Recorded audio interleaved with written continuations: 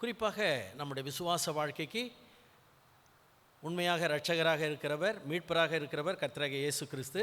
அவருடைய பிறந்த நாளிலே நாம் நன்றாக தெரிந்திருக்க வேண்டிய சில உண்மைகளை நாம் புரிந்து கொள்வோம். இப்போது இந்த கிறிஸ்மஸ் அப்படிங்கிறப்ப இப்போ உங்கள் பர்த்டே, உங்களுடைய வெட்டிங் டே, இவைகளை நீங்கள் நினச்சி பார்ப்பீங்க, ஆராய்ந்து பார்ப்பீங்க. நான் அணிகளை சொல்லலை, எதாவது உடைகளை சொல்லலை, உங்களுடைய வாழ்க்கையில் எப்படி மாறி வரீங்க, எப்படி வளர்ந்து வரீங்க, அதை நம்ம எண்ணி பார்ப்போம். அதை போல தான் ஆண்டவராகிய இயேசுனுடைய பிறப்பை நம்ம ரொம்ப எண்ணி பார்க்கணும். நம்ம கிறிஸ்தவர்கள் என்று சொல்லுகிறோம், கிறிஸ்துவுக்கு சொந்தக்காரர்களாக இருக்கணும். கிறிஸ்துவுக்கு உண்மை உள்ளவர்களாக இருக்க நம்ம எப்படி படிக்கிறோம், எப்படி ஜெபிக்கிறோம், இதை நம்ம அடிக்கடி கேட்டு பார்க்கணும். அப்போ தான் நம்முடைய ஆத்துமா வளரும். ஓகே, சில பேர் வெளிப்பிரகாரமாக ரொம்ப இருப்பாங்க.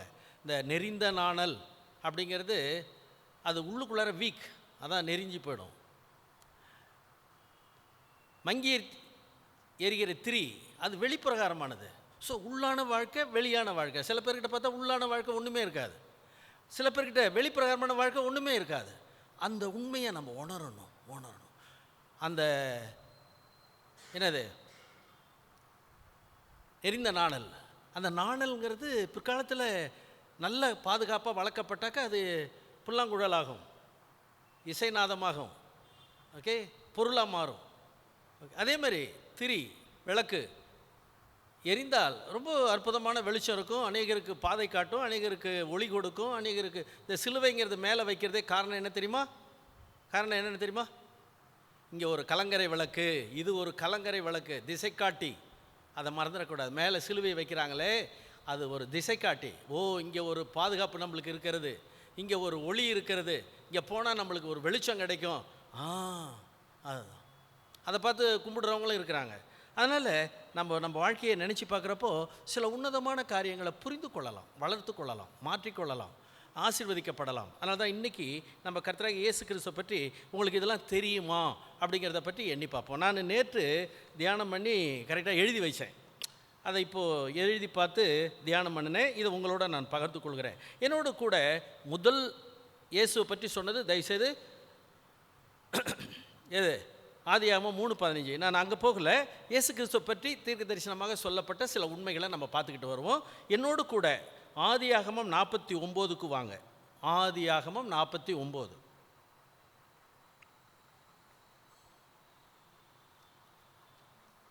இதெல்லாம் நீங்கள் தனியாக இயேசுவை ரசிக்கிறவங்க, இயேசுவை விரும்புகிறவங்க, இயேசுவின் மேலே நாட்டம் உள்ளவர்கள் கற்றுக்கொள்ள வேண்டியது. ஓகே, ஏசாயா 49:10. 10வது வசனம் வாசிப்போம். சமாதான கர்த்தர் வருமளவும் செங்கோல் யூதாவை விட்டு நீங்குவதில்லை. பார்த்தீங்களா, யூதாவில் சமாதான பிரபு தோன்றுவார், சமாதான கர்த்தர் எழும்புவார் என்கிற ஒரு உன்னதமான உண்மையை நாம் வாசிக்கிறோம். இது உண்மையிலுமே கடைசி ஆசீர்வாதம், யாக்கோப்பால் கொடுக்கப்படுகிற ஆசீர்வாதம். மோசே முன்னமே கொடுத்துருப்பார், இது 2வது ஆசீர்வாதம், அதாவது 3வது ஆசீர்வாதம். முதல்ல ஒரு ஆசீர்வாதம் கொடுத்துருப்பார். அதனால தான் இதை நம்ம நல்ல முறையில் தெரிந்திருக்கணும். என்னது? சமாதான கர்த்தர். அடுத்தாற்போல் பாருங்கள், 9வது வசனம், யூத பாலசிங்கம். ஓகே, இதை நீங்கள் வெளிப்படுத்துறதில்ல, நல்லா வாசிக்கலாம்.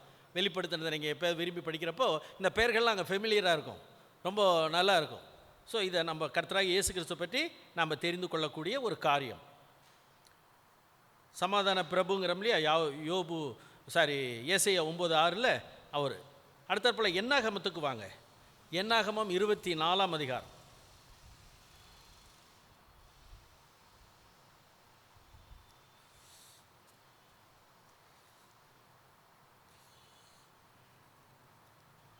என்னாகமம் 24 17லிருந்து 19 வாசிப்போம். 17லிருந்து 19. அவரை காண்பேன் இப்பொழுது அல்ல, அவரை தரிசிப்பேன் சமீபமாய் அல்ல. ஒரு நட்சத்திரம் யாக்கோப்பிலிருந்து உதிக்கும், ஒரு செங்கோல்.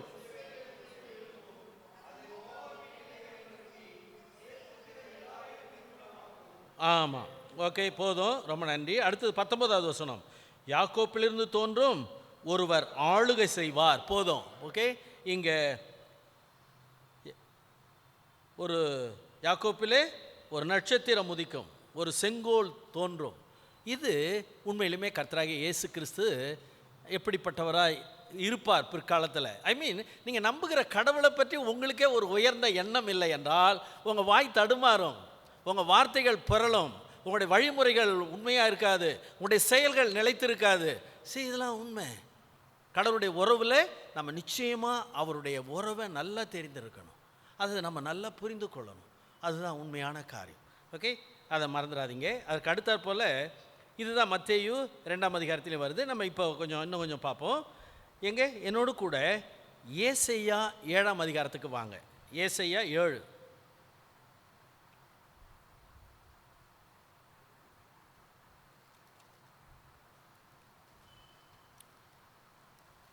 ஏசையா 7:14. ஏசையா 7:14. ஆதலால்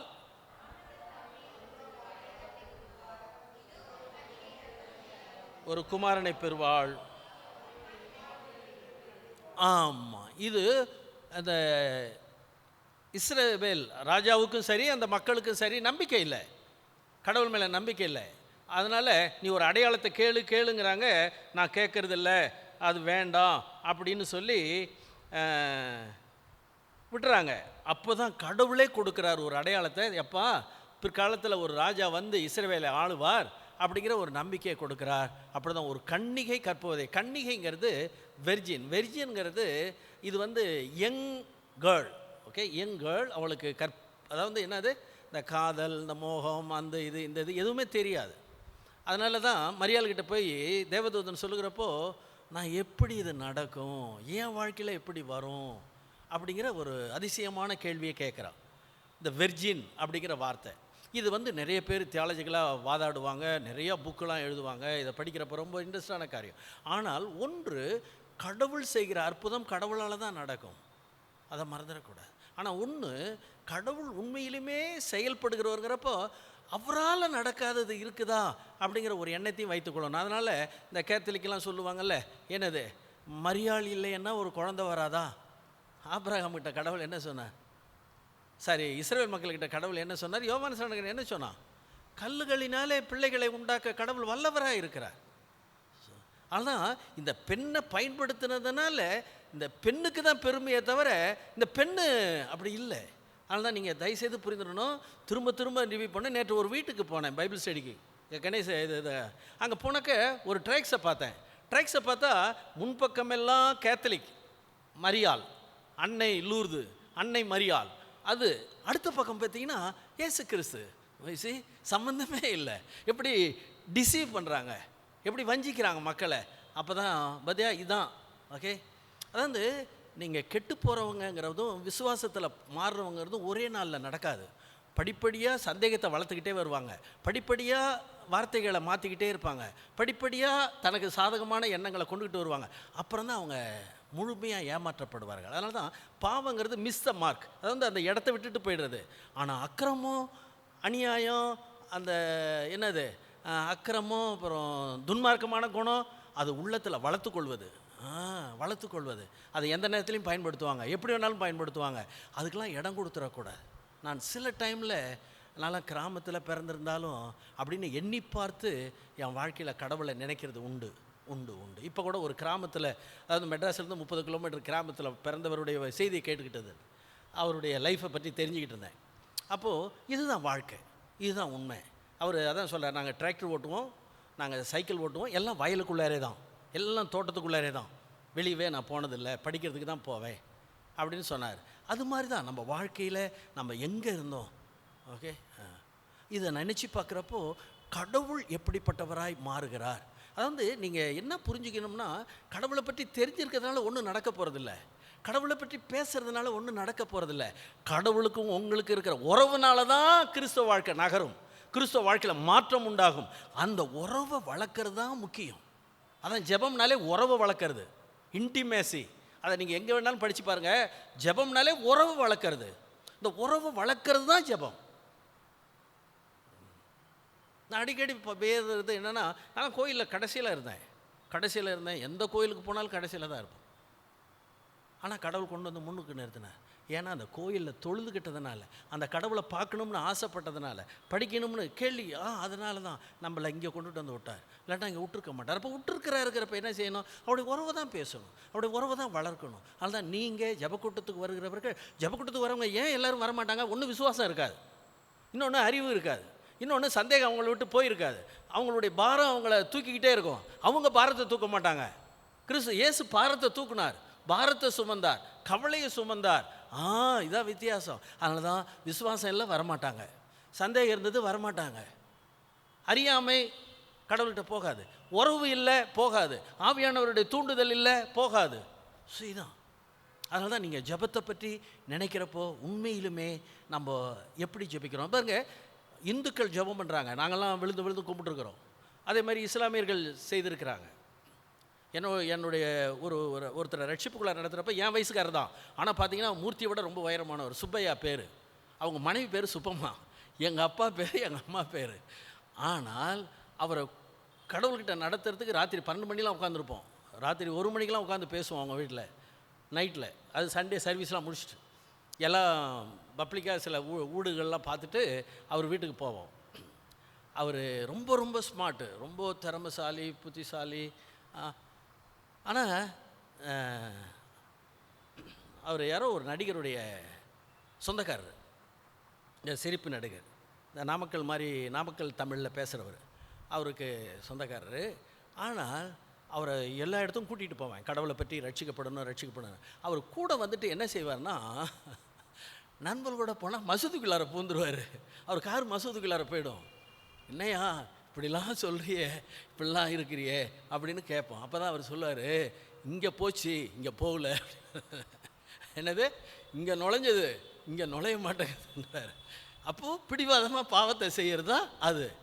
அவங்க மனைவி ரொம்ப கோயிலுக்கு எப்படியாவது ஓடியாந்துடும். அவங்க பிள்ளைகளை நாங்கள் சண்டே கிளாஸில் பார்த்தோம்.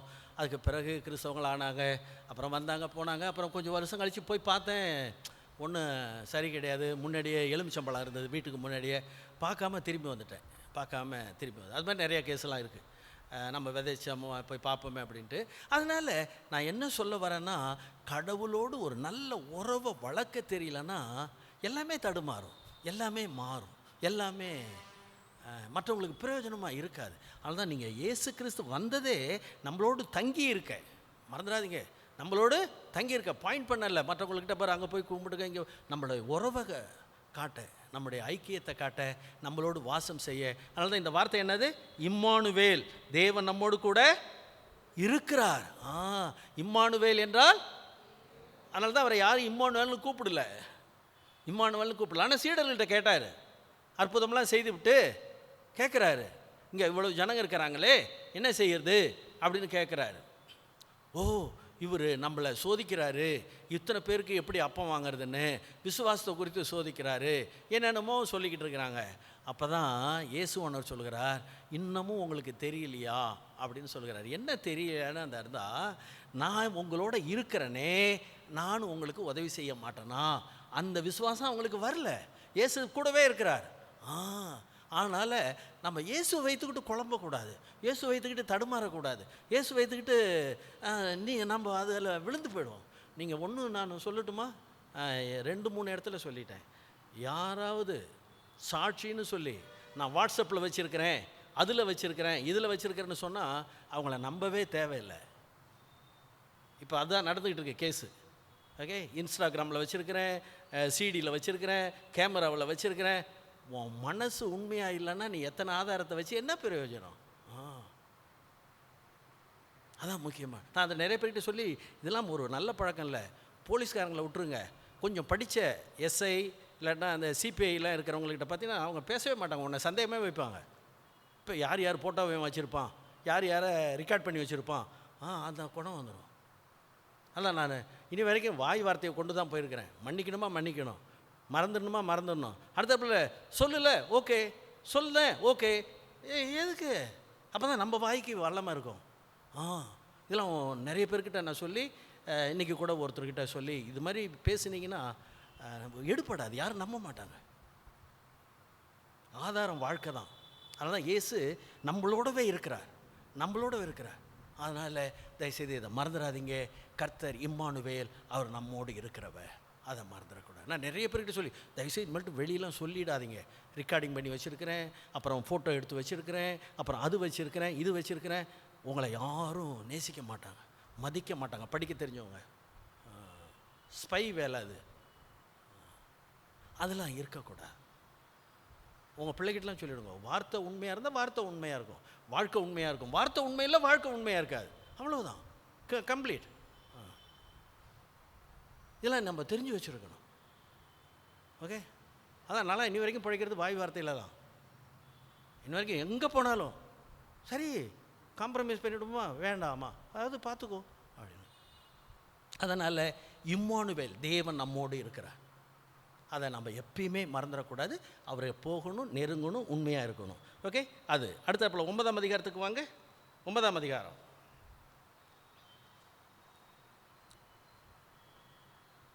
பாருங்க. இந்த 9 இயேசுவானவர் முதல் பிரசங்கம், முதல் ஊழியம் செய்கிறார் இல்லையா? மத்தேயு 4:12 வாசிப்பீங்க.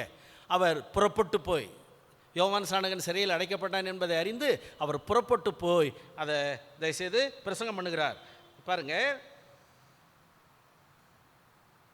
வாசிங்க 1வது வசனம் 2வது வசனம். ஆகிலும் நப்தலி நாட்டையும் இடுக்கமாய் ஈனப்படுத்தின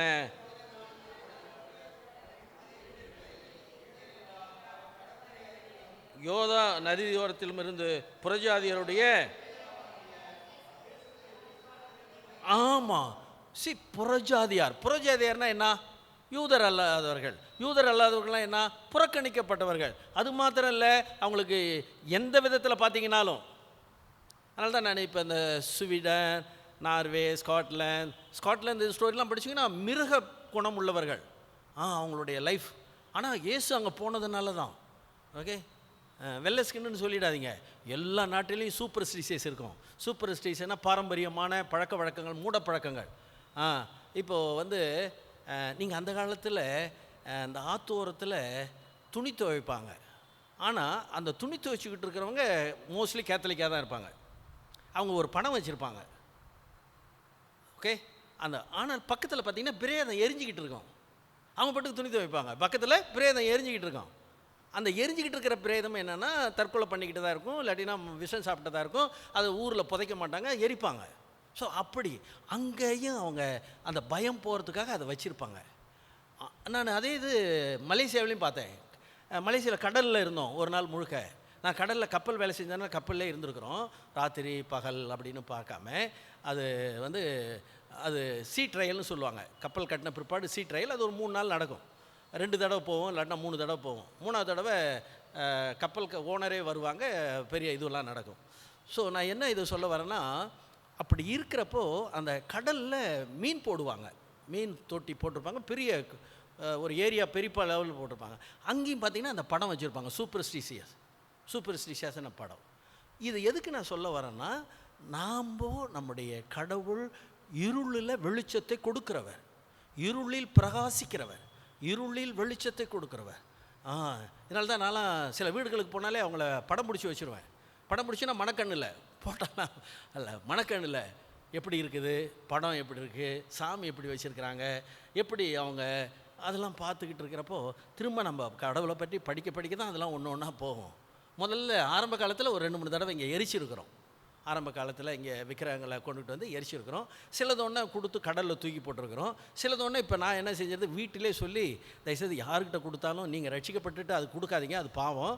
எங்கேயாவது ஏன்னா கால்வாய் இருக்குல்ல, கால்வாய் தண்ணி ஓடுற கால்வாய், அதில் போட்டுருங்க, அது ஓடிட்டோம் அப்படின்னு. அதேமாதிரி நம்மளூர்பேட்டையில் அந்த வாய்க்காலில் போட சொல்லியிருக்கோம்.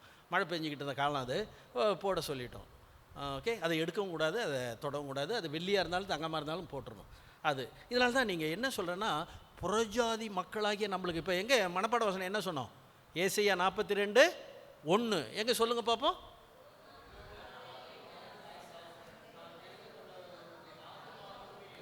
இவரே அவர் மேல் என் ஆவியை அமர பண்ணினேன், புறஜாதிகளுக்கு. ஆமாம், அதுதான் நம்ம கடவுள். ஓகே, அதனால தான் இயேசுவை நாம் இன்னும் அதிகமாக நேசிக்கணும். ஏன்னா அல்லனா அந்த சூப்பர் ஸ்டிஷியஸில் தான் இருப்போம், அந்த மூட பழக்கத்தில் தான் இருப்போம், அந்த அவநம்பிக்கையில் தான் இருப்போம். அதனால தான் நம்ம இயேசுவை இன்னும் அதிகமாக நேசிக்கணும்.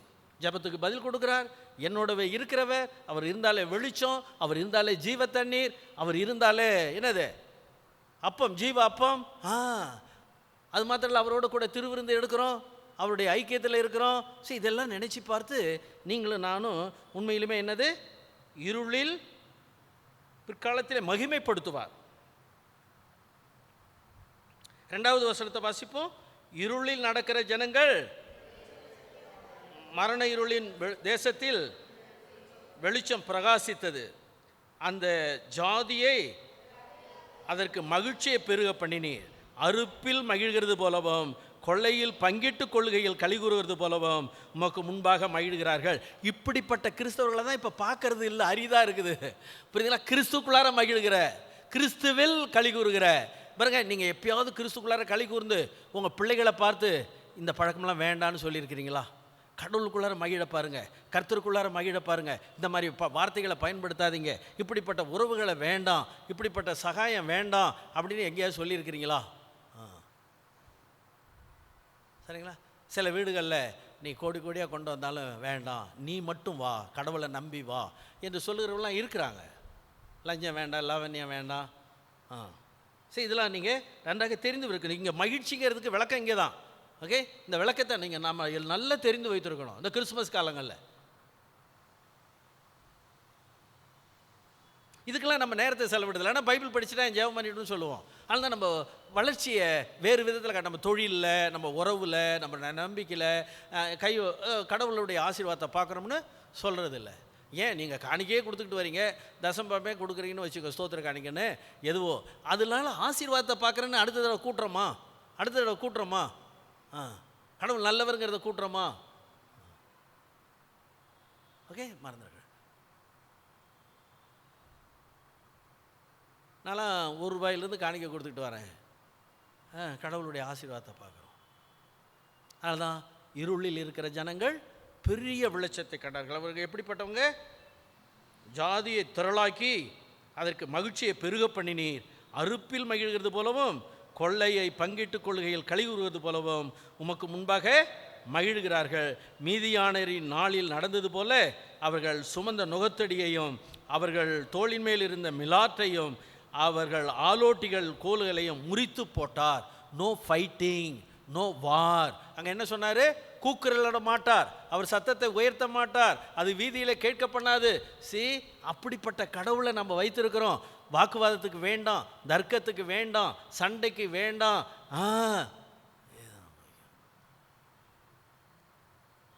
இதெல்லாம் நம்ம நல்லா புரிந்து கொள்ளணும். முறித்து போட்டு விட்டார். அடுத்த போல பாருங்க, அமளியா யுத்தம் பண்ணுகிற வீரருடைய ஆயுத வர்க்கங்களுக்கும் புரண்ட உடுப்புகளும் அக்கினிக்கு, அதாவது இனிமேல்ட்டு அதாவது no war, no fighting, no criticism, no angry, no upset. ஏன்னா அதான் ஒளி, அதான் மகிழ்ச்சி. அந்த காலத்தில் இருந்தாங்க. நாங்கள்லாம் நிறைய பேரை பார்த்துருக்குறோம். என்னென்னா, எனக்கு ₹1,00,000 கொடுத்தா கூட வேண்டாம் சார், இந்த மகிழ்ச்சியே போதும், இந்த மகிழ்ச்சியே போதும், இந்த சந்தோஷமே போதும், இந்த வாழ்க்கையே போதும். சரி, நம்ம இன்றைக்கெலாம் அதை கிறிஸ்தவங்களை அப்படிலாம் பார்க்குறதுக்கு அரிது. இருக்கிற வாழ்க்கை போதும். பிள்ளைகளுக்கு முதல்ல சொல்லி கொடுக்க வேண்டியது, இந்த பாருங்கள், என்ன வானத்தை வில்லா வளைக்கிறேன், அது இதெல்லாம் வேண்டாம். புரியுங்களா? இருக்கிறதா இருந்தால் போதும், கடவுளை ஆசீர்வதிப்போம், கடவுளுடைய நாட்கள் வரும், அதை நீங்கள் பார்க்கணும். அதனால தான் தயவுசெய்து இதெல்லாம் நம்மளுக்கு இருக்கக்கூடாது அப்படிங்கிற ஒரு காரியம். நாங்கள் தரங்கம்பாடியில் படித்தேன். தரங்கம்பாடியில் மீனவர்கள் தான். எல்லார் வீட்டுக்கும் போனீங்கனால ஒரு திருக்கவால்னு ஒன்று வச்சுருப்பாங்க. திருக்கவால் அதை ரொம்ப எண்ணெய் போட்டு வச்சுருப்பாங்க. அது வந்து சுற்றி வச்சுருந்தீங்கன்னா இவ்வளோ பெருசு தான் இருக்கும். ஆனால் விட்டிங்கன்னா ஒரு 3 அடிக்கு நீளம் இருக்கும். ஆனால் இப்படி இழுத்தா ரத்தத்தோடு தான் போகும் உடம்பு. இதெல்லாம் வச்சுக்கிட்டு என்ன வாழ்க்கை அப்படிங்கிறத நம்ம பார்ப்போம். மீனவர்களுக்குள்ளார எப்படி சண்டை வந்தால் என்ன நடக்குன்னு தெரியுமா? கடல்லே வெட்டி போட்டுட்டு அவங்க பட்டுக்கு வந்துடுவாங்க, தெரியாது அப்படிங்கிற மாதிரி. அவங்க அங்கே படகு மீன் பிடிக்க போனாங்க, எங்களுக்கு தெரியாதுன்னு பக்கத்தில் சொல்லிவிடுவாங்க. அதெல்லாம் வாழ்க்கையா? அதெல்லாம் முடியாது. சரிங்களா? அதனால் தயவுசெய்து நீங்கள் மறந்துடக்கூடாது. நாங்கள் ஜெபம் பண்ணுறோம்னு சொல்லி ஒரு ராத்திரி முழுக்க கடல் ஓரமாக உட்காந்துருப்போம். கடல் ஓரமாகவே உட்காந்துருப்போம். அந்த நிலவில் அதில் உட்காந்து பாட்டு பாடுவோம், ஜெபம் பண்ணுவோம். 2-3 பேர் இருக்கிறாங்க இன்னமும். அதனால் இதெல்லாம் நாங்கள் பார்க்குறப்போ கடவுள் சமாதானத்தை கொடுக்குறார், ஆறுதலை கொடுக்குறார், நம்பிக்கையை கொடுக்குறார். நம்மளை மற்றவங்க மேலே இறக்கப்பட தான் வைத்திருக்கிறாரே தவிர அதனால் நம்மெல்லாம் நல்லா புரிந்து கொள்ளணும் இயேசுனுடைய பிறப்பை. அந்த பிறப்பிலேருந்து வாங்குகிற ஆசீர்வாதம் தான் உயிர்த்தெழுதலில் நல்லா இருக்கும். நல்லா பார்ப்போம். ஓகே, இப்போ வாசிப்போம் 6வது வசனம். நமக்கு ஒரு பாலகன் பிறந்தார். கர்த்தத்துவம், ராஜரீகம் அவர்கிட்ட இருக்கும். அதான் கர்த்தத்துவம் அவர் தோளின் மேல் இருக்கும்.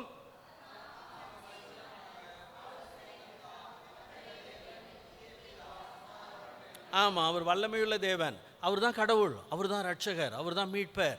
அதை நம்ம நன்றாக புரிந்திருக்க வேண்டும். அவர் தான் யெகோவா. அடுத்தது 7வது வசனத்தை பாருங்க. 7வது வசனம்.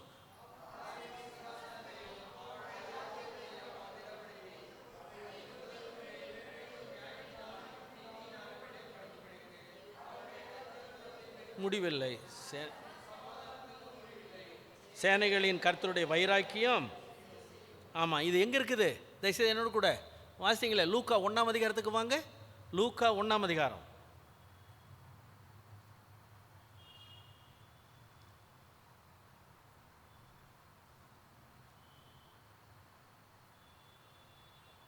முப்பத்தி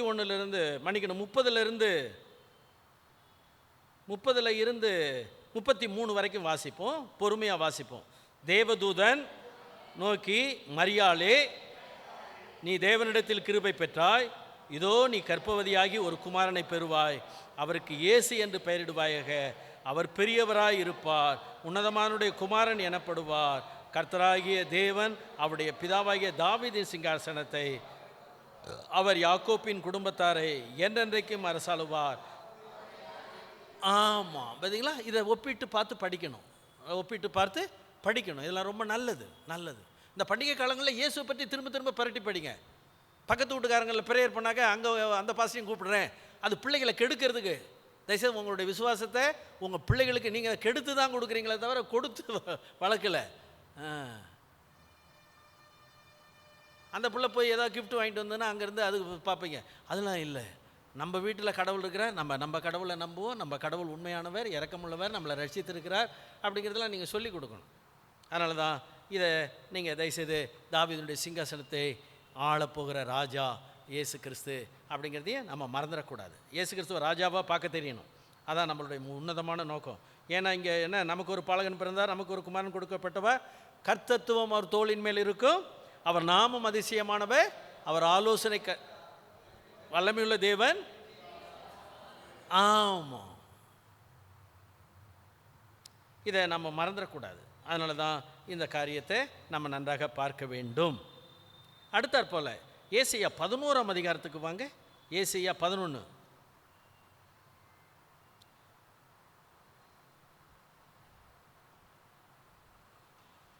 1-2 வாசிப்போம். 1 முதல்ல வாசிப்போம்.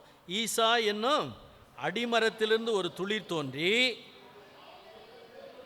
எழும்பி செழிக்கும். பார்த்தீங்களா? இயேசு கிறிஸ்துவ பற்றி சொல்லுகிறது.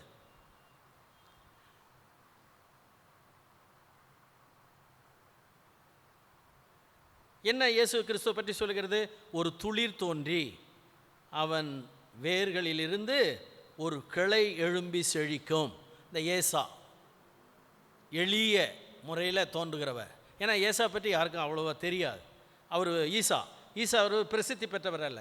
அதை பார்க்கணும். 2வது வசனம், ஞானத்தையும் ஆவியும்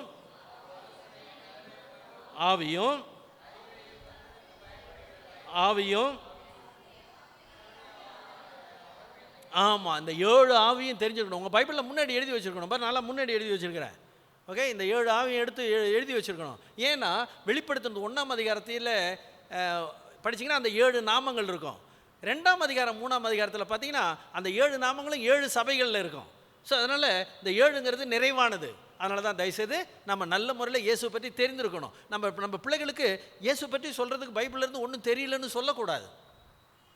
நிறைய பேர் நல்ல பெரிய பெரிய விசுவாசி மாதிரி பேசுவாங்க, கேட்பாங்க, எல்லாம் இருக்கும். ஆனால் இயேசுவை பற்றி நல்லா சொல்ல தெரியாது, இயேசுவை பற்றி நம்ப தெரியாது, இயேசுக்கிட்ட அவரை புகழ தெரியாது. இயேசு என்ற திருநாமத்திற்கு எப்பொழு மிக மிக ஸ்தோத்திரம், வானிலும் பூவிலும் மேலான நாமம், வல்லமையுள்ள நாமம் அது. அது மாதிரி சொல்ல தெரியணும். ஓகே, சொல்ல தெரியும். அதனால் இயேசு கிறிஸ்து அடுத்த அவர்கிட்ட 7 ஞானத்தை அருளுகிறது, உணர்வை அருளுகிறது அந்த ஆவி, ஆலோசனையை வளர்கிறது 3, பலத்தை அருளுகிறது 4, அறிவை வளர்கிறது 5, கர்த்தருக்கு பயப்படுதல் இருக்கிறது 6, கர்த்தருடைய ஆவியானவருங்கிறது 7. ஸோ இந்த 7ஐயும் கணக்கு போட்டு வைத்திருக்கணும். நிறைவான கடவுள். அதனால தான் நம்மளை ஆவிங்கிறத பரிசுத்தாவின்னு மட்டும் சொல்லுவோம். அந்த பரிசுத்தாவினர் அறிவை கொடுக்கிறவர், ஞானத்தை கொடுக்கிறவர், பலத்தை கொடுக்கிறவர், வல்லமையை கொடுக்கிறவர், புரிந்துணர்வை கொடுக்கிறவர், அவர் நம்மோடு இருக்கிறவர், அதெல்லாம் சொல்ல மாட்டோம். அறிவை மட்டும் இல்லை, பலத்தை கொடுக்கிறார். பலத்தை மட்டும் இல்லை, புரிந்துணர்வை கொடுக்கிறார். புரிந்துணர்வை மட்டும் இல்லை, என்னது, அறிவை, ஞானத்தை கொடுக்கிறார். பயப்படுகிற ஆவியை கொடுக்கிறார். கடவுளை பற்றி பேசிவிட்டு பயப்படாமல் இருந்தாக்க, ஓகே. இது ஒரு வாத்தியார் இருந்தார் எங்களுக்கு. அவர் சொல்லுவார், வி ஆர் ஆசியன், நம்ம ஆசியா கண்டத்தார், நம்மளுக்கெல்லாம் ஸ்கின்னு திக்கான ஸ்கின்னு, நம்மளாம் திக்கான ஸ்கின்னு. அதனால் நம்ம ரொம்ப அவேராக இருக்கணும், நம்ம ரொம்ப உணர்வுள்ளராக இருக்கணும் கடவுளை பற்றி அப்படின்னு சொல்லுவார். அவர் எவாஞ்சலிசம் கிளாஸ் எடுப்பார். எவாஞ்சலிசம் ஆத்மா பற்றினா அழுகுவார். அப்படியே கிளாஸில் அழுகி சொல்லுவார், அழுகினா அழுது. அப்படி ஒரு ஆத்ம பாரம் உள்ள மனிதன், ரொம்ப நல்லா இருக்குது. இப்படி அடிக்கடி சொரிஞ்சுக்குவார்.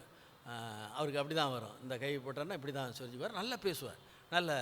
ஆனால் அந்த ஆத்ம பாரம் அப்படிங்கிறப்போ நம்ம இந்த 7 ஆவிகளை நினச்சி பார்க்கணும். 7 ஆவிகளை நம்ம நினச்சி பார்க்கணும். 7 ஆவிகளை நிறைய பேர் மறந்துடுவாங்க. 7 ஆவிகள், 7 நாமங்கள், 7 எல்லாமே இருக்கும். ஓகே, அதெல்லாம் நம்ம மறந்துடக்கூடாது. 7 நண்பர்கள், இதெல்லாம் தெரிஞ்சிருக்கணும். ரைட்டுங்களா? அடுத்தது 3வது வசனத்தை வாசிங்கோ. கர்த்தருக்கு அவருக்கு உகந்த வாசனையாக இருக்கும், தீர்ப்பு செய்யாமலும். பார்த்தீங்களா, இதெல்லாம் ரொம்ப ஞானமானது. அதனால தான் தீர்ப்பு உடனே சொல்லிடாதீங்க. தீர்ப்பு நம்ம சொல்லக்கூடாது, தெரியுமா உங்களுக்கு? ஒருத்தரையும் நியாயம் இருக்கக்கூடாது. எல்லாரையும் நியாயம் இருக்கிறவர் கடவுள் ஒருத்தர் தான். ஓகே, அதனால் கர்த்தருக்கு பயப்படுகிறது உகந்த வாசனையாக இருக்கும். அவர் கண்டபடி நியாயம் தீர்க்காமலும் தமது காது கேட்டபடி. பாருங்க, இந்த இது இருக்கிறவங்கள அந்த விபச்சாரத்தில் கையும் மலியுமா பிடிச்சிக்கிட்டு வந்து நிறுத்துறாங்கல்ல, அவர் உடனே கல் இருந்து கொள்றதுக்கு அவங்க கல்லும் கொண்டுகிட்டு வந்திருக்கிறாங்க. ஏசாங்க ரொம்ப பொறுமையாக இருந்து தரையில் எழுதிக்கிட்டு இருந்து அப்புறம் பதில் சொல்கிறாரு. எல்லோரும் போயிட்டாங்களா, முதல்ல பாவியாக இருக்கிறவங்க கல்லை போடுங்க, அப்புறம் போடலாம் அப்படிங்கிறாரு. உடனே அதை கேட்டுக்கிட்டு எல்லோரும் கல்லை கீழே போட்டுட்டு போயிட்டாங்க. போன பிற்பாடு கேட்குறாரு அந்த பெண்மணிக்கிட்ட பார்த்து, என்ன உன் மேலே யாரும் கல் போடலையா? அப்போ நானும் உன்னை குற்றப்படுத்தலை. ஏன்னா நீதிமொழிகள் 3:17 என்ன, அவர் யாரையும் நியாயம் தீர்க்க வரல, ரட்சிக்க வந்திருக்கிறார், கிருபையை கொடுக்க வந்திருக்கிறார், இரக்கத்தை கொடுக்க வந்திருக்கிறார், மன்னிப்பை அருள வந்திருக்கிறார்.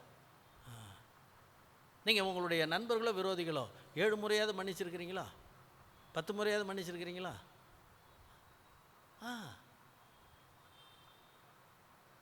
கிறிஸ்துவ குணத்தை காட்டாமல் கிறிஸ்துவெல்லாம் காட்ட முடியாதுங்க. கிறிஸ்துவை காட்டவே முடியாது. நீங்கள் வேணால் சொல்லி பாருங்கள், உங்களை விட கில்லாடியாக இருப்பாங்க. புரியுதா? ஏன்னா நம்மள்கிட்ட கில்லாடித்தனம் இருக்குன்னா அவங்கக்கிட்ட அதை விட கில்லாடித்தனம் இருக்கும். இல்லை கேட்டது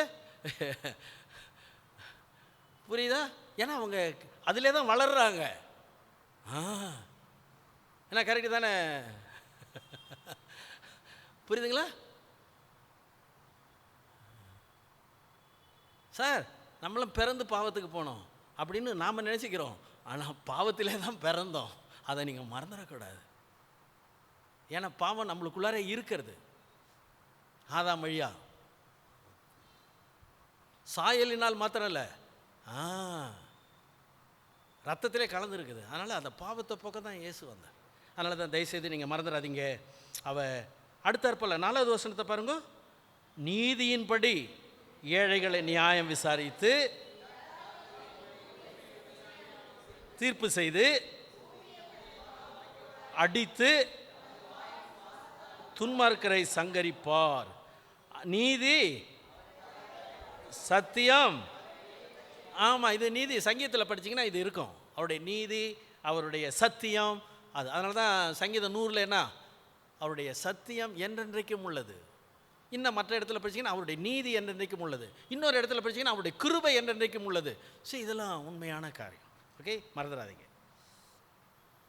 அடுத்தது 42ஆம் அதிகாரத்துக்கு வாங்க. 42.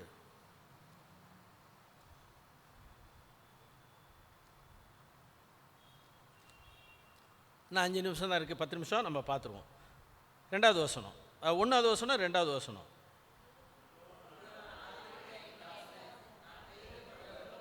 ஆத்துமாவுக்கு பிரியமானவரும் இவரே, என் ஆவியை அவர் மேல் அமர பண்ணினேன். அவர் கூக்குரலிடவும் மாட்டார். மன்னிக்கணும், பாருங்க, அவர் கூக்குரல். நீங்கள் எங்கேயாவது கூக்குரல் போட்டிங்க, தயவுசெய்து விட்டுடுங்க. கூக்குரல் போட்டிங்கன்னா, எனக்கு அது மாதிரிலாம் நிறைய கேஸை பார்த்துருக்கிறப்போ வாய்ஸை எழுப்புறப்பே அடைக்கணும். வாய்ஸை அதெல்லாம் அது நல்லதில்லை. வாய்ஸை ரைஸ் பண்ணவே கூடாது. அடுத்த போல் நீங்கள் கிறிஸ்தவங்கிறீங்க, நம்ம ஒருத்தருக்கு ஒருத்தர் சகோதரங்கிறோம், சகோதரிங்கிறோம். என்ன சொன்னால் என்ன அப்படிங்கிறத விட நான் இன்னொரு காரியத்தை உங்களுக்கு இன்றைக்கி காட்டுறேன். 1 கொரிந்தியர் 6ஆம் அதிகாரத்துக்கு வாங்க. 1 கொரிந்தியர் 6. 1 கொரிந்தியர் 6.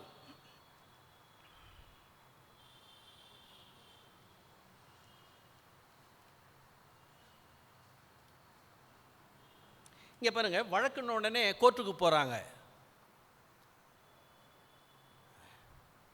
யார்? கிறிஸ்தவர்கள்.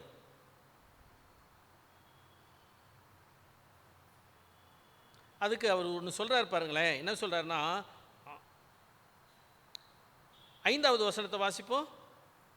5வது வசனம், உங்களுக்கு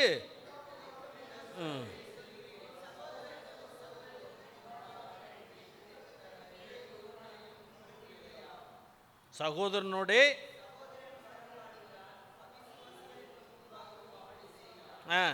7 நீங்கள் ஒருவரோடு ஒருவர்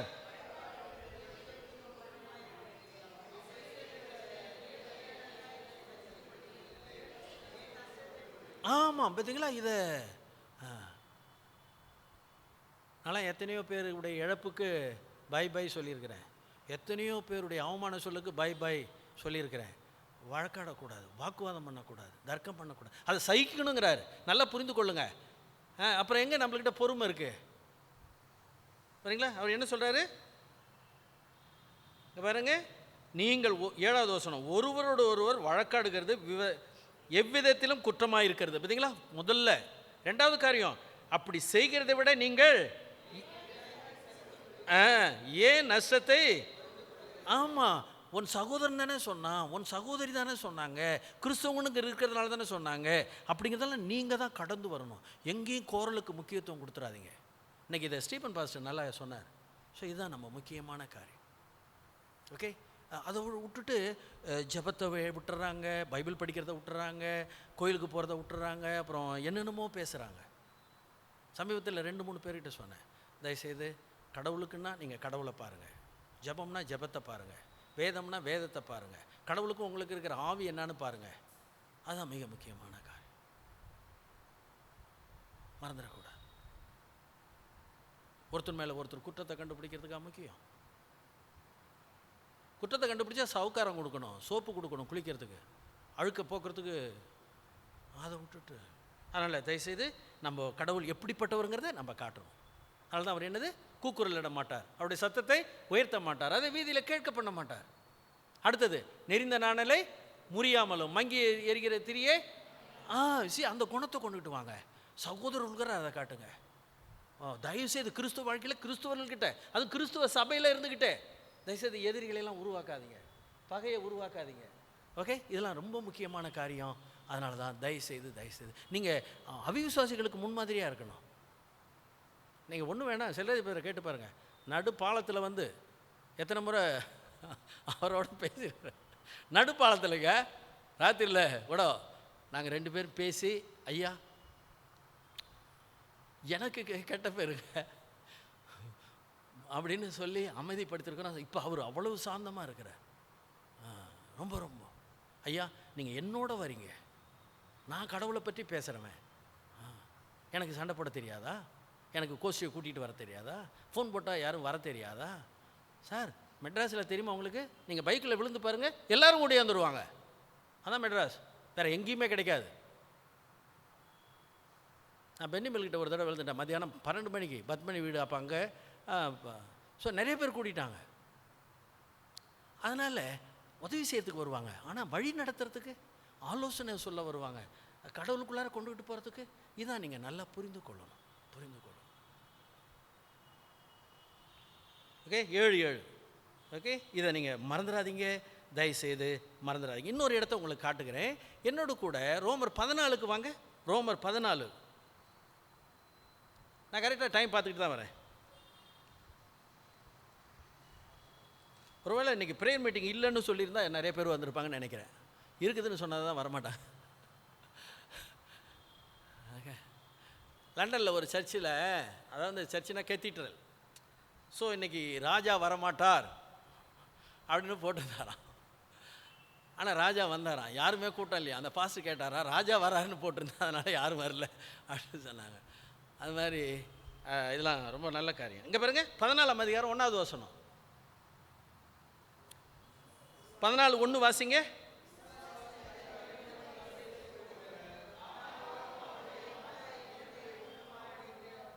ஆமாம், ஓகே. இது சாப்பாட்டு விஷயம். இது பலகீனம் உள்ளவர்கள் அவசரப்பட்டு எங்கேயும் வாயை வச்சுருவாங்க, அவசரப்பட்டு எங்கேயும் கையை வச்சுருவாங்க, அவசரப்பட்டு எதையாவது எடுத்து சாப்பிட்ருவாங்க. பலகீனம். இப்போ 15ஆம் அதிகாரம் 1வது வசனத்தை வாசிங்க. அன்றியும்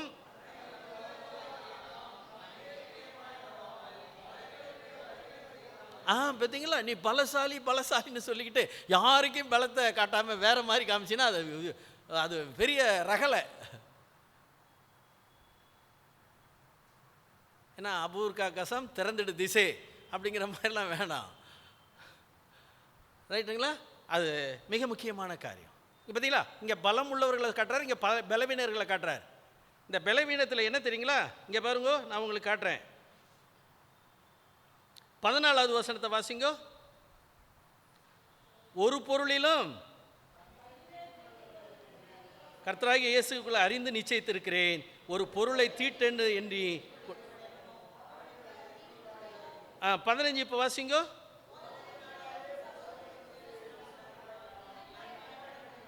அவனை உன் போஜனத்தினாலே. ஆமா, அடுத்தது பாருங்க, இன்னொரு உண்மையை புரிஞ்சுக்கிங்க. 8வது வசனத்தை பாருங்க. 8, நாம் பிழைத்தாலும் ஆகையால்.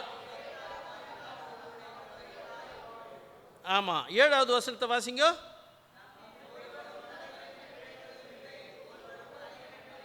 பார்த்தீங்களா, தன்னலம் உள்ளது வாழாது. அதனால தானே நான் போன வாரம் சொன்னேன், self centre, self interest, self concern, selfishness, அந்த மாதிரிலாம் இருக்கும். ஓகே, இதெல்லாம் நீங்கள் தயவுசெய்து புரிந்து கொள்ளணும். நமக்காக நம்ம வாழலை அப்படிங்கிறத அடிக்கடி சொல்லி பார்க்கணும், வாழ்ந்து காட்டணும்.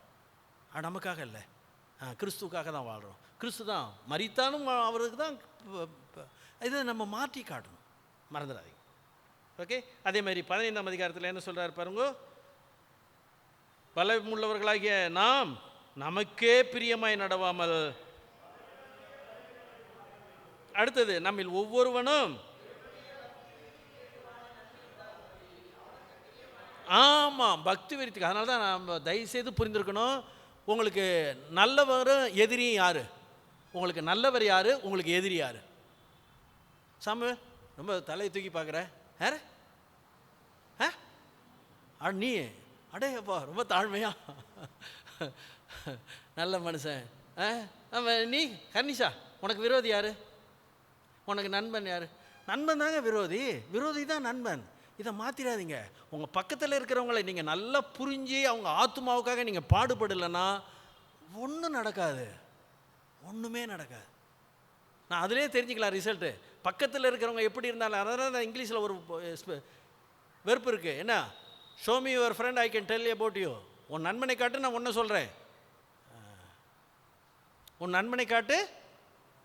ஆமாம், அதனால தான் நண்பர்கள்லாம் விசுவாசத்தில் இல்லைன்னா அது நண்பர்களா?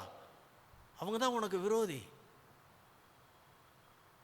அதனால தான் நீங்கள் விசுவாசத்தில் பழகினவங்கக்கிட்ட இயேசுவை பற்றி சொல்லலை, ஒன்றுக்கும் பிரயோஜனம் இல்லை. ஓகே, அதெல்லாம் மறந்துடக்கூடாது. பழகிறவங்கக்கிட்ட பாடுபட்டு இல்லை, ஈஸியாக பழகிறோம், சுலபமாக சொல்லிக் கொடுக்கணும், எளிதாக சொல்லிக் கொடுக்கணும். நீ பைபிள் படிச்சியா, நீ ஜெபம் பண்ணினியா, நீ கடவுளோடு இருக்கிறியா, கடவுளுடைய அன்பை பார்க்குறியா, கடவுளுடைய ஜெபத்தை பார்க்குறியா. இந்த பக்கத்தில் பிரீத்தின்னு இருக்குது, பிரீத்தி. அப்போ அவங்க பாட்டி எங்கள் பைபிள் ஸ்டடிக்கு வருவாங்க, பகலில் கரெக்டாக வந்துடுவாங்க. அந்த பேத்தி, அது குழந்தை வரும், அந்த குழந்தையிலேயே ஏசப்பான்னு சொல்லும். ஆனால் நீங்கள் ஏதாவது கொடுத்தாக்க வேண்டாங்க, மன்னிக்கணும், நீங்களே எடுத்துக்கன்னா வேண்டாங்க, நீங்கள் கொடுத்தா தான் வாங்கிக்குவோம்.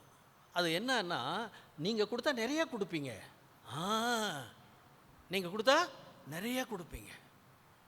நான் எடுத்தால் என் சின்ன கை, அதே மாதிரி தான் கடவுள் அவருடைய பெரிய கையால் கொடுத்தாருன்னா நிறையா கொடுப்பார். பெரிய கைக்கிட்ட வாங்கினீங்கன்னா ஆசீர்வாதமாக இருப்பீங்க. அதோட தீமையை கூட்டார், நீதிமொழிகள் இருக்குது, கடவுள் நன்மையோட தீமையை கூட்ட மாட்டார். அந்த ஆசீர்வாதம்லாம் எங்கே? அதுதான்.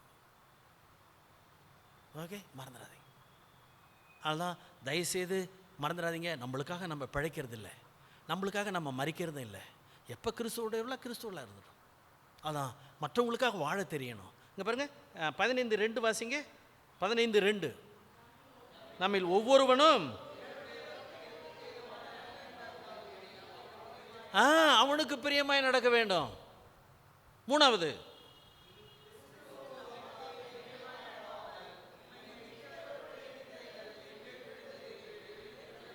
ஆமாம், இங்கே பாருங்க, 3 போ போட்டுங்க, ஒரு பே 2 போ. என்னது? பெருமை, பொறாமை, பொய். இது 3 வாழ விடாது. பொறாமை, பெருமை, பொய் எங்கே இருந்தாலும் வாழ விடாது. ஏதோ ஒன்று மாறி இருக்குது, அவ்வளோதான்.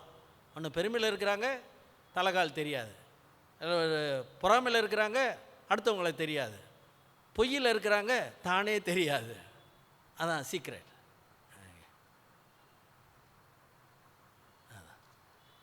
ஏன்னா பொறாமைங்கிறது என்ன? என்கிட்ட எல்லாம் இருக்குது. பெருமை இருக்கிறது என்ன? எல்லாம் எனக்கு தெரியும். பொய்ங்கிறது என்ன? என்னால் சாதிக்க முடியும். அதனால தான் இதெல்லாம் முடியாது. அதுதான் கடவுளுக்குன்னு நம்ம வாழ்கிற பொழுது உண்மையிலுமே கடவுளுடைய குணத்தை காட்ட இந்த கிறிஸ்மஸ் நாளில் எடுங்க, பிரயாசப்படுங்க. இது ஒன்றும் கவலைப்படாதீங்க. ஒருத்தர் மாறி இருந்தால் இன்னொருவரை மாற்ற கடவுள் உதவி செய்வார். நீங்கள் ஒருவர் ரட்சிக்கப்பட்டிருந்தால் இன்னொருவரை கூட்டிக்கிட்டு வர பயப்பட மாட்டீங்க. நீங்கள் ஒருவர் கடவுளை ருசித்திருந்தால் இன்னொருத்தருக்கு அதை பாசமாக கொடுக்க தவற மாட்டீங்க.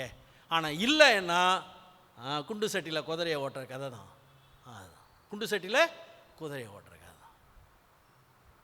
அதனால தான் நம்ம கடவுளுடைய உண்மையை நல்லா புரிந்திருக்கணும். மறந்துடாதீங்க. ரொம்ப நன்றி. இதெல்லாம் இன்னும் படித்து பாருங்கள், ரொம்ப நல்லா இருக்கும். நம்ம இன்னொரு நாளைக்கு அதை படிப்போம். இப்போ என்னோடு கூட மத்தேயுக்கு வாங்க. குயிக்கா, நான் 3 நிமிஷம் இருக்குது. மத்தேயு. இப்போ இதெல்லாம் வசனத்தை காட்டுறதா, ஏன்னா அங்கேயே படிச்சுட்டோம் எல்லாம். மத்தேயு 1:18-20.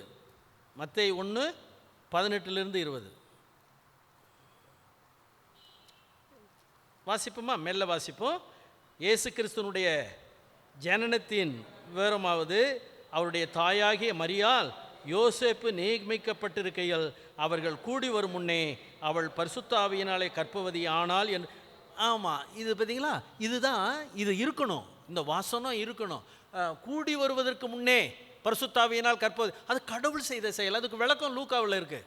பரிசுத்தாவி உண்மை நிழலிடம் உன்னிடத்தில் பிறப்பது தேவனுடையதாக இருக்கும், அவர் பரிசுத்தமானவர். ஓகே, அதனால தான் இப்போ மரியாதை பேசவே முடியாது. மரியாதைங்கிறது ஒரு கருவி. இப்போ நீங்கள் இப்போ தான் ஒரு 10, இப்போ ஒரு 4 வருஷமாக தான் குறைஞ்சிருச்சு. அதுக்கு முன்னாடி குஜராத்தினாலே என்ன, குழந்தைகளை பெற்றெடுக்கிற தாய்கள் தான் அங்கே வாடகைக்கு நிறைய கிடைப்பாங்க. நிறைய தாய்மார்கள் அந்த குழந்தைகளை பெற்றெடுத்து கொடுத்து தான் பணத்தை சம்பாதிப்பாங்களாம். செல்வந்தர்கள் ஒரு புறம் விட்டுருங்க, அதுதான் படிச்சுக்கிட்டு இருந்தாங்க, பேசிக்கிட்டு இருந்தாங்க. அது மாதிரி மரியாள் இயேசுவை பெற்றெடுக்க பாக்கியம் பெற்றவள். அதனால் தாய் இல்லாமல் புள்ள வந்ததா அப்படின்லாம் பேசக்கூடாது. அவங்களுக்கு கொஞ்சம் அறிவு கம்மி, அவ்வளோதான். அனுபவம் கம்மி, புரிந்து கொள்றதில் கம்மி, பேச வேண்டியது ஒன்று. இன்னொன்று, அவங்க அதிலே இருந்தாங்கன்னா இப்போ அதை பேசாமல் இருப்பாங்களா? நம்ம இயேசுக்கிட்டு இயேசுவை பேசாமல் இருக்கிறோம், அது மாதிரி அவங்க இருப்பாங்களா? அவங்க சபை வளர்த்து விடுறதே. நான் ஒன்று சொல்லட்டுமா உங்களுக்கு? 3 வயசுக்குள்ளார கத்தோலிக்காக விட்டுருங்க, அவன் ஆயுள் முழுக்க கத்தோலிக்காக இருப்பான். நீங்கள் அது மாதிரி கிறிஸ்தவங்கள்ட்ட சொல்லுங்கள். 3 வயசு 5 வயசுக்கு பிறகு 3 வயசுக்குள்ளார, ஜப்பானில் என்னென்னா 3 வயசுக்குள்ளார மியூசிக்கை கற்றுக் கொடுத்துட்டு அவன் வாழ்க்கை முழுக்க இன்டெலிஜெண்ட்டாக இருப்பாங்க. அதான் ஜப்பான். ஓகே, கேத்தலிக் என்னது? 3 வயசுக்குள்ளார கேத்தலிக்கில் கொண்டு போய் விட்ருங்க, அவங்க வாழ்க்கை முழுக்க கேத்தலிக். நீங்கள் இந்த என்னது, அது என்ன ஒரு பக்தவச்சலம் காலனி கல்ற, அது என்னமோ சொல்லுவாங்களே, என்னமோ இடம்னு, என்ன இந்த கரிமேடு என்னது, அது அந்த இடம். அதான் அங்கே இருக்கிற கேத்தலிக்குகளுக்கு கேத்தலிக் அட்டை கொடுத்துருப்பாங்க. எல்லா ஃபேமிலியிலையும், இந்துக்களாக இருந்தாலும் கேத்தலிக் அட்டை கொடுத்துருப்பாங்க. மாதம் காசு வசூலிச்சிடுவாங்க. மாதம் ஏதாவது தொடர்பு இருக்கும். அதுதான் அவங்க வாங்கன்னா வரிசையாக வந்துடுவாங்க. எப்போயாவது ஊர்வலத்தை பாருங்க, ஐயோ, ஆண்கள் பெண்கள் பொட்டு வச்சவங்க எல்லோரும். அது மாத்திரம் அங்கே சர்வீஸ் நடக்கிறப்பெல்லாம் இந்த மார்னிங் 6 மணிக்கெலாம் ப்ரேயர் இருக்கும், எப்படியும் 150 பேர் இருப்பாங்க. அது வந்து முட்டிக்கால் போட்டு போவாங்க. ஏன்னா அதான் கடவுளுடைய வல்லமை. அவங்க நம்புறங்கிற நம்பிக்கை. நம்ம அப்படிலாம் இருக்கிறோமா? அப்படிலாம் வீட்டிலே இருக்கிறோமா? அறையில் ஆடினா தானே அம்பலத்தில் ஆட முடியும். அறையில் அதெல்லாம் பயிற்சி பண்ணுறோமா? இதெல்லாம் நீங்கள் ரொம்ப முக்கியமான காரியம், ரொம்ப ரொம்ப நல்ல காரியம். ஓகே, அதனால தான் இது கற்பவதி ஆனால்ங்கிறது பரிசுத்த ஆவியினாலே கற்பவதி ஆனால், அது மறந்துடக்கூடாது. அடுத்தது வாசிங்க. அவன் யோசேப்பு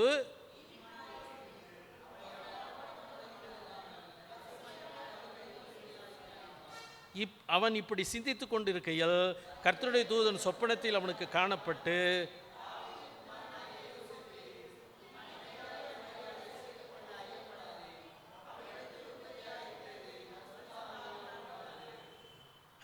பார்த்தீங்களா? இதுதான் நீங்கள் உண்மையிலுமே நல்லா தெரிஞ்சிருக்கணும். பரிசுத்த ஆவியினால, கடவுளுடைய வல்லமையினால இது. ஓகே, இதை நீங்கள் மறந்துடாதீங்க. அடுத்தது 1ஆம் அதிகாரம் 21 வாசித்துட்டோம். போட்டுங்க 1:21. அதான் இயேசு என்றாலே பாவங்களை நீக்கி அவர்கள் ரட்சிப்பாருங்கிறது. 23 முதல் 25 அது போட்டுங்க. அது என்னென்னா, இம்மானுவேல், தேவன் நம்மோடு இருக்கிறார் என்று அர்த்தமாம் அப்படிங்கிறது. அதை இயேசு என்ற பெயரிடுவது, இம்மானுவேல் என்று பெயரிடுவது. இப்போது 2ஆம் அதிகாரத்துக்கு வாங்க. 9லிருந்து 11 வரைக்கும் வாசிங்க.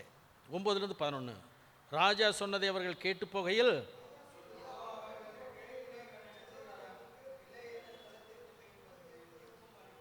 அவர்கள் அந்த நட்சத்திரத்தை கண்டபோது அவர்கள் அந்த வீட்டுக்குள் பிரவேசித்து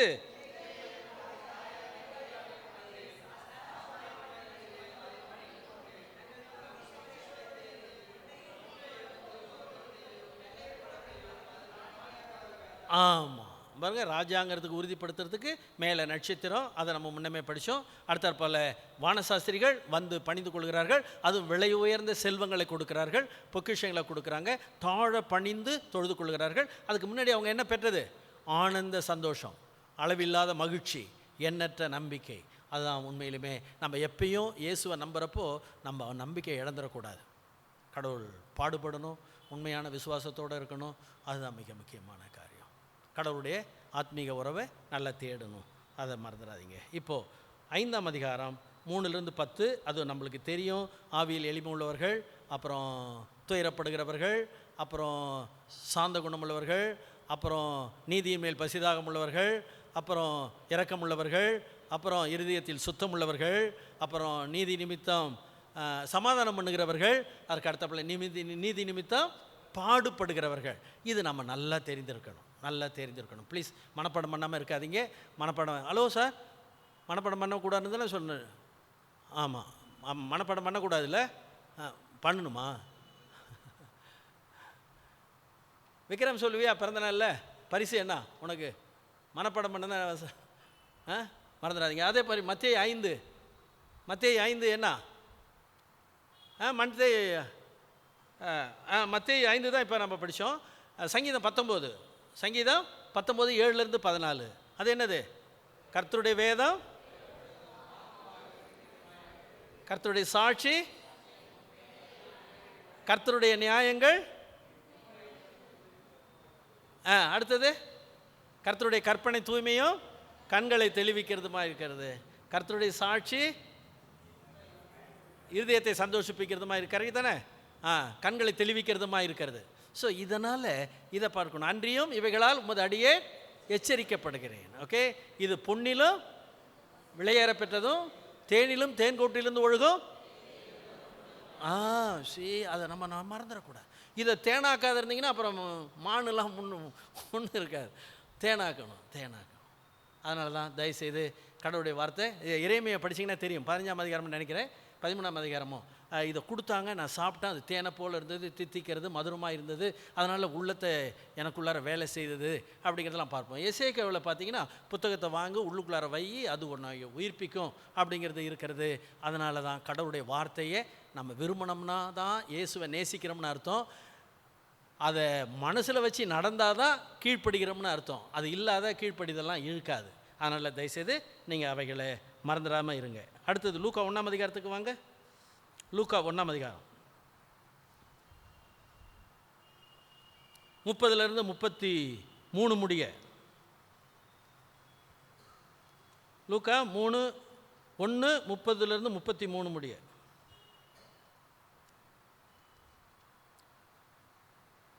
முப்பதுலேருந்து 33 நம்ம முன்னமே வாசித்துட்டோம். 35 வாசிங்கோ. 35.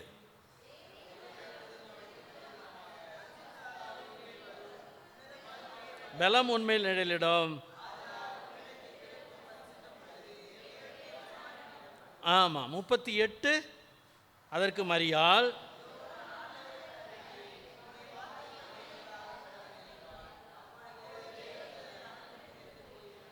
பாருங்க, இதெல்லாம் நீங்கள் குறித்து வச்சுக்கணும். கேத்தலிக் சகோதரிகளை பார்த்தீங்கன்னா, அதாவது சந்தேகம் வந்து கேட்டாங்கன்னா, இல்லாட்டா நீங்கள் கேட்டு எதை மாட்டிக்கிட்டிங்கன்னா, இந்த பாருங்க, அவளே சொல்கிறா நான் ஆண்டவருக்கு அடிமை. ஓகே, இதோ நான் ஆண்டவருக்கு. ஆமாம். அடுத்தது 46 பாருங்க. மரியாள், அப்பொழுது மரியாள், என் ஆத்துமா கர்த்தரை மகிமைப்படுத்துகிறது, என் ஆவி என் இரட்சகராகிய ரட்சகராக தெரிஞ்சிருக்கிறா. அடுத்தது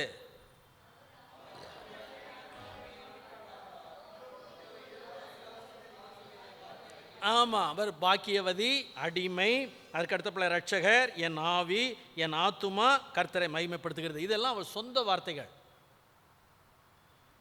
எந்த விதத்திலேயும் மரியாள் தன்னை உயர்த்தி கொள்ளவில்லை. ஆனால் மரியாள் பக்தி உள்ளவள், கர்த்தருக்கு பயப்படுகிறவள், பரிசுத்தாவியை பெற்றவள், வேத அறிவை பெற்றவள், வேத அறிவு உள்ள குடும்பத்தில் பிறந்திருக்கிறார். ஆனால் இன்றைக்கி பேசுகிறவங்க இதெல்லாம் தெரியாமல் பேசுகிறாங்க என்னமோ அப்படிங்கிற மாதிரி. அதனால தான் she is a virgin, but she is a very very கடவுளுடைய வார்த்தையில் வளர்ந்துருக்கிறா, பக்தி உள்ள குடும்பத்தில் இருக்கிறா, ஏன்னா தாவீதினுடைய வம்சத்தில் வந்திருக்கிறா. இதெல்லாம் நீங்கள் நல்லா தெரிஞ்சிருக்கணும். அப்போஸ்தலர் 1ஆம் அதிகாரம் அந்த இடத்துல எழுதி கொள்ளுங்க. அப்போஸ்தலர் 1. அவள் எங்கே போகிறான்னு பாருங்கள். ஏசாமி பரலோகத்துக்கு போன பிற்பாடு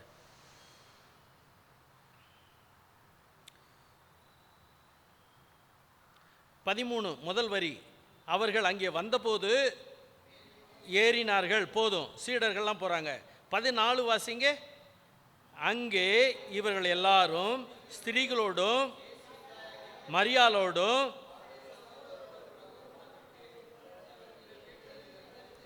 ஜெபிக்க போனா. கடவுளுடைய இன்னைக்கு அவளை வச்சுக்கிட்டு ஜெபிக்கிறாங்க.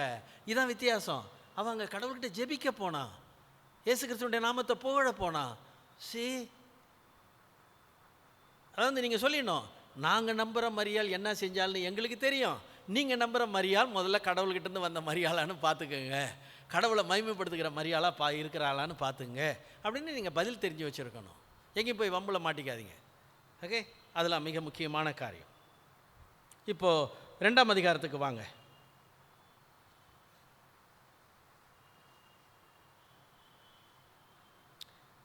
10-11. 2:10-11. தேவதூதன் அவர்களை நோக்கி உண்டாக்கும் நற்செய்தியை உங்களுக்கு இன்று கர்த்தராகிய கிறிஸ்து என்னும் இரட்சகர். ஆமாம், 13 வாசிங்கோ. அந்த க்ஷணமே பரமசேனையின் திரள் அந்த தூதருடனே தோன்றி, உன்னதத்தில் இருக்கிற தேவனுக்கு மகிமையும் பூமியிலே சமாதானமும் மனுஷர் மேல் பிரியமும் உண்டாவதாக என்று சொல்லி தேவனை துதித்தார்கள். ஓகே,